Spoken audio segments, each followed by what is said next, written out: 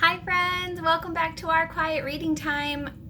Let's read chapter 15. We only have 2 more chapters left in this book before it ends and we get to start our new book when we go back to school. All right, my friends, chapter 15 on page 127, On with the Snow.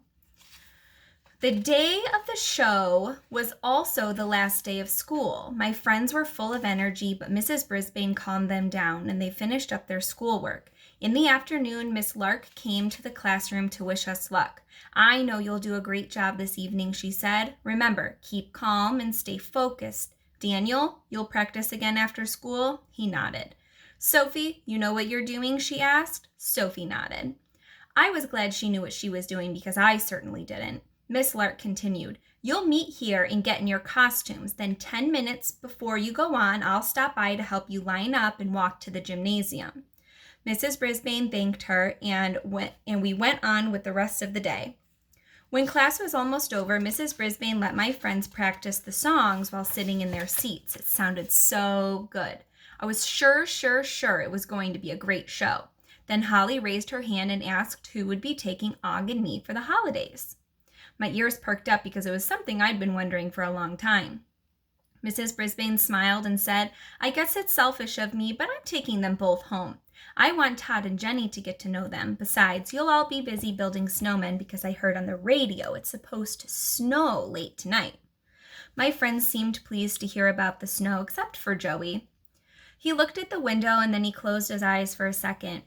I knew he was wishing that his dad could make it home before the snow arrived. When the bell rang at the end of the day, everyone raced out of the room except for Mrs. Brisbane. I think I'll leave you two here for now, she said. I'll pick you up after the show. Good, I said, because I want to be here to see my friends. Mrs. Brisbane chuckled. I guess you're as excited as the rest of the class. She was right. It was dark when everyone returned to room 26. Aren't you excited, Og? I asked. Boing, boing. He dived into the water side of his tank and splashed around. Mrs. Brisbane arrived first with her husband, Bert. He rolled his wheelchair over to our table. So I hear you guys are coming to visit, he said. That's enough of a present for me. Me too, I agreed. The girls were all dressed in white shirts and black pants or skirts. Mrs. Brisbane helped them get their snowflakes on their backs and wrists. They were shiny and shimmering, and no two were alike. The boys wore dark shirts and pants. Mr. Brisbane helped them with their tails and ears. Once they had their bells, the room was jingling and jangling like mad. In fact, everybody was talking and laughing. Rosie showed Mr. Brisbane how to twirl like a snowflake in his wheelchair.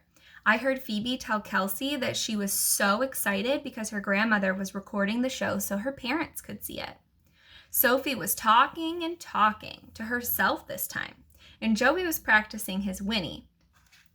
Students, why don't we start to line up now, Mrs. Brisbane said. Miss Lark will be here soon. While she helped them start a line, Daniel came over to my cage. All right, Humphrey, I need you to bring me good luck again. He picked my cage up and moved toward the line. What about Og? I squeaked. Just then, Daniel tilted the cage and I slid all the way across. Eek! Aren't we taking Og? Phoebe asked Daniel. He shrugged. I don't know. The door opened and Miss Lark came in. I couldn't get a good look at her from my cage, but I heard her tell everyone how great they looked. The line started to move into the hallway, and suddenly Mrs. Lark said, What are you doing with that cage? Daniel said, I'm taking Humphrey. He's my good luck charm. Then I could see her. Miss Lark wasn't tall, but as I looked up from my cage, I saw a giant face, a giant, no-nonsense face. There is no way you're taking that creature into the gym, she said. But I need him for luck, Daniel said. I can't play without him. Put him back, she demanded. But you let him come the other day, he began. Against my better judgment, Mrs. Lark told him. Put him back now. Yes, Daniel, I know you'll be fine without him, Mrs. Brisbane said. Daniel carried my cage back and set it on the table by the window. I can't play it without you, he said. Yes, you can, I squeaked, even though I was disappointed I'd missed the show. Suddenly, Daniel opened the door to my cage and scooped me up. Come on, Humphrey, no one will know. And he put me in his pocket, which was down near his knee. A pocket isn't a good place to put a hamster. The bad news was that it was dark and hot in there. The good news was that I was going to the show after all. "Bye, Og," I yelled, though I'm sure he couldn't hear me. Bump, bump, bump, bump, bump, bump, bump, bump, bump, bump. The class headed down the hall. Once the bumping stopped, I knew we were somewhere near the gymnasium. "Hey, we can see the stage from here," I heard Daniel tell Thomas. "Wow, it's all snowy," Thomas replied. I used my paws to climb up the side of the pocket and poked my head out of the top. We were standing in the hallway, but I could see the stage from an open door into the gym. The students from Mrs. Loomis' class were on stage wearing bright sweaters, scarves, and earmuffs and singing about a winter wonderland.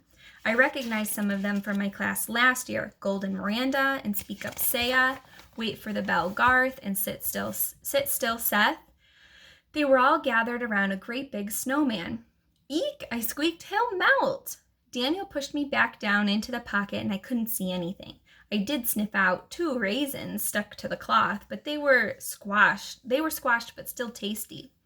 After a while, we started moving again. I could feel us moving up some steps and then down onto the stage. Thump. That was Daniel sitting down on the piano bench. "Now, Mrs. Brisbane's class will perform for you. But first, an introduction from Sophie Kameninski." I peeked out of the pocket again. Sophie walked to the center stage and faced the audience. She wasn't wearing her snowflake costume. The audience! I turned to them. Mothers, fathers, sisters, brothers, grandmothers, grandfathers, and lots of friends. The gymnasium was packed with people. Sophie stared out at the crowd. Everyone waited for her to say something, but for the first time ever, Stop Talking Sophie didn't seem to feel like talking at all. I wished I could tell her to squeak up. Luckily, Mrs. Brisbane cleared her throat loudly. Suddenly, Sophie opened her mouth and said, "Most people think that no 2 snowflakes are identical. However, scientists aren't sure. Just for tonight, we'll say that no 2 snowflakes are the same because in our class, no 2 students are the same, and we're happy about that." Then she walked to the side of the stage and Mrs. Brisbane helped her put on her snowflakes. 1, 2, 3, 4, Miss Lark said. The music began to play, and the girls came twirling and whirling and sparkling on stage singing their song. "No 2 snowflakes are the same." People were oohing and aahing at the lovely sight. When they finished, Miss Lark pointed to Daniel, and he began to play as the boys came on stage, prancing and shaking bells and singing with all their hearts. jingle bells, jingle all the way. Oh, what fun it is to ride in a 1-horse open sleigh. Hey, jingle bells, jingle all the way.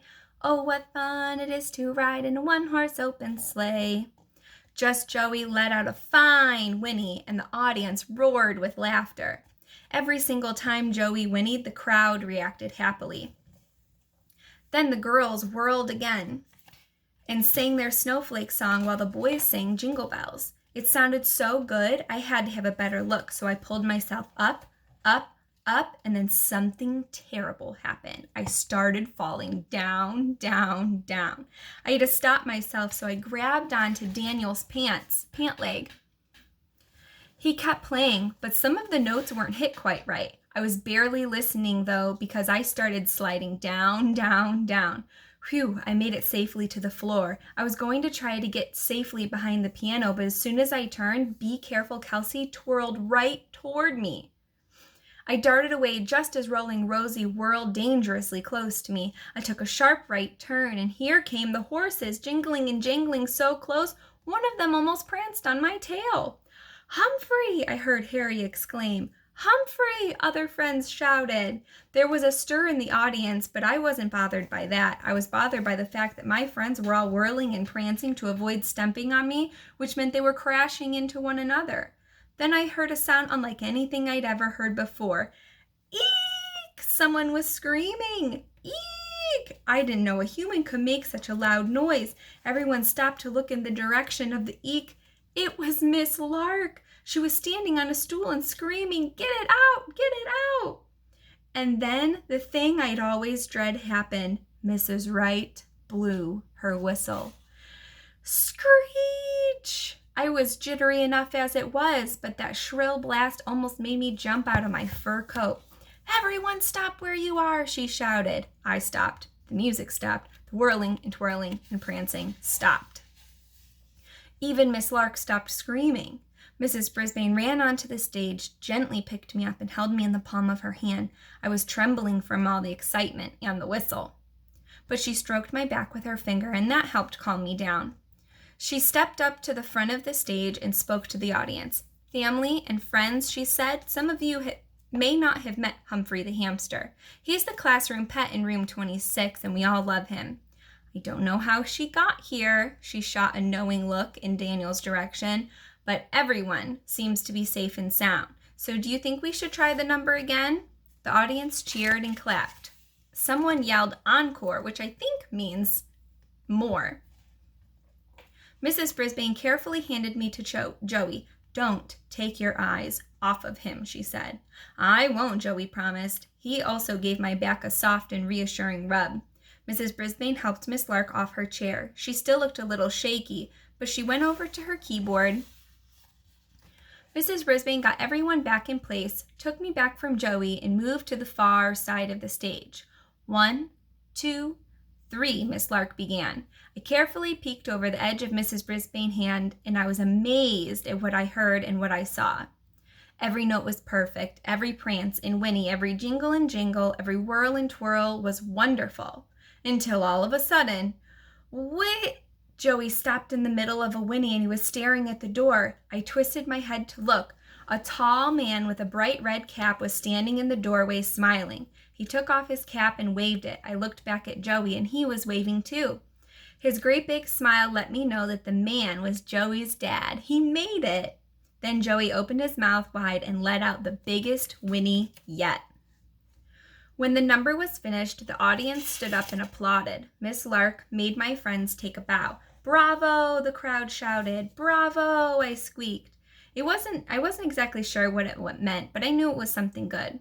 Our class left the stage and Mrs. Brisbane rushed me back to room 26 in my cozy cage. "Humphrey, I don't know how that happened, but please don't ever do that again. I almost fainted," she said. Me too, I squeaked. "Boing, boing, boing," Og twanged. "Don't worry, Og, I'll tell you all about it," I said. Mrs. Brisbane went back to the gym, and while we were alone, I described everything to Og. When I told him the part about Miss Lark, he hopped up and down, saying boing, boing, boing, boing, boing.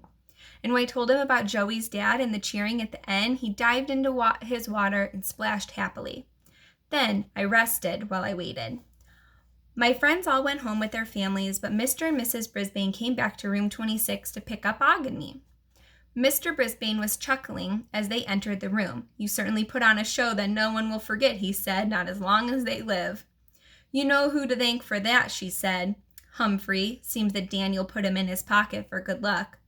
It turned out to be good luck after all, her husband agreed. Mrs. Wright popped her head into the doorway. "Is the hamster all right?" This is the last page of chapter 15, friends. Mrs. Brisbane assured her that I was fine. "Good thing I had this," Mrs. Wright fingered her whistle. "Have a wonderful holiday." And she popped her head out of the doorway again. I have to say, I could have done without that whistle, but it was nice to hear that Mrs. Wright cared if I was all right. The door opened again and Miss Lark entered. "Sue, I'm so embarrassed about what happened," she said. "I apologize. I told the students to keep calm and focused, but I didn't follow my own advice." "It turned out all right in the end," Mrs. Brisbane said, "but tell me, why are you so afraid of a little hamster?" "I don't know," Miss Lark said. "I've always been terrified of animals. My mother said I must have been scared by something furry when I was a baby." "That's a shame," Mrs. Brisbane said. "I know," Miss Lark agreed. "I wish I could change." "Well, you can go on break now knowing you put on a great show," Mrs. Brisbane said. "The children did all the work," Miss Lark said. "Oh, there you are," Mr. Morales said from the doorway. He was wearing a candy-striped tie with a suit and a Santa hat on his head. "Congratulations," he told Miss Lark. "You were right about the show. We'll have to do this every year." "What about the part with the hamster?" she asked. Mr. Morales laughed so hard his Santa hat shook. "Believe me, Mary, that was the best part of all." Humphrey's winter wonderings. I wonder how the show would have gone if Daniel hadn't put me in his pocket. It would have been entertaining, but not nearly as exciting. All right, friends, we will read chapter 16, our last chapter of book 9, tomorrow on page 140. Have a great day. Bye.